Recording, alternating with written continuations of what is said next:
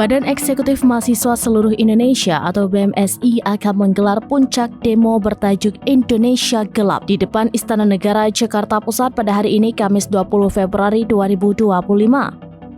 Rencana ini mendapat respon dari pihak kepolisian dengan memberikan himbauan agar para demonstran tidak melakukan aksi demo di wilayah istana sebagai penghormatan agenda pelantikan.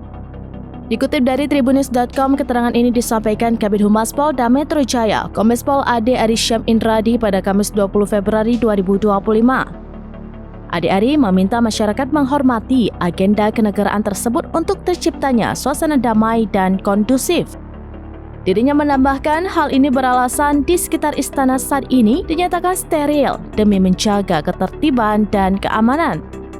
Sementara itu, pihak kepolisian telah mempersiapkan ratusan personel untuk mengawal puncak aksi Indonesia Gelap oleh sejumlah mahasiswa BMSI di Patung Kuda Monas, Jakarta Pusat pada Rabu 19 Februari 2025.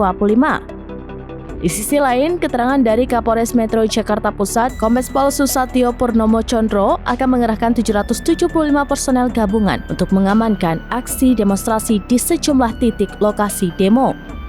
Dirinya melanjutkan sejumlah personel gabungan tersebut berasal dari Polda Metro Jaya, Polres Metro Jakarta Pusat, TNI, Pemda DKI, serta instansi terkait.